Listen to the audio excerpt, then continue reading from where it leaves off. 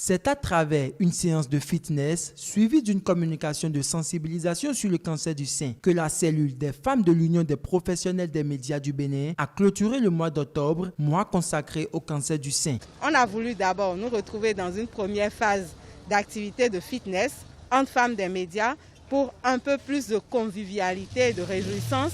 Et ensuite, on va se retrouver pour la phase en quelque sorte scientifique, où on pourra partager les informations sur le cancer du sein. C'est important parce qu'on ne saurait rester simplement sur un fitness et rentrer dans chacune de nos maisons.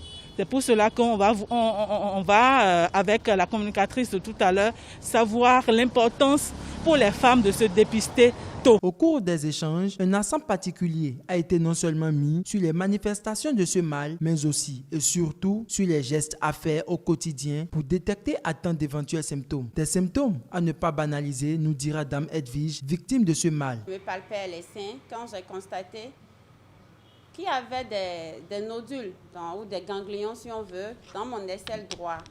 Bon, ça m'a un tout petit peu inquiétée seulement parce que je n'étais pas informée, je n'avais pas l'information selon laquelle il y avait une maladie, un cancer qui pouvait exister, même pas au Bénin. Je ne savais même pas que ça existait. Moi, c'était dans les feuilletons que moi je voyais la chose. Du coup, j'ai pu faire l'anapathe et les résultats révélaient quelque chose de pas bon.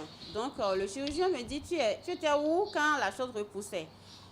J'ai souri et j'ai dit, mais à la maison. Il a dit, dans ton humeur, tu es encore dans de l'humour. Hein. Tu vas voir, ton sein droit va partir. C'est là qu'un tic, il y a eu un tic dans ma tête. J'ai dit, mon sein droit? Et il dit, oui. En bas, on te demande une autre analyse. Bon, je ne vais pas garder le nom de l'analyse. C'est parti. Cette analyse était à 60 000, je pense. Et c'est parti pour les dépenses. C'est parti pour ce grand, enfin le nom de cette maladie-là, ce grand nom, ce vilain nom. Sur ma vie, on diagnostiquait que j'avais un cancer. Je ne pouvais pas l'accepter parce que les séries d'examens ont commencé, le scanner, la mammographie, l'écho mammaire à 16 ans. Tout ça a commencé comme si c'était de l'amusement. Prévenir le cancer du sein, c'est l'idéal que l'on puisse recommander. Mais quand on se retrouve porteur ou déclaré atteint de cette affection, il est hors de question de céder au découragement. Je voudrais dire à toutes les femmes qui sont en train de passer par ce mauvais moment, ce lourd moment, de s'accrocher à la vie, de s'accrocher à Dieu, de suivre ce que disent les oncologues. Il n'y a rien d'impossible. C'est pourquoi mon habit est griffé.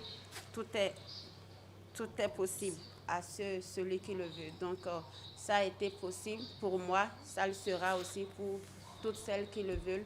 Parce que la vie, elle est belle.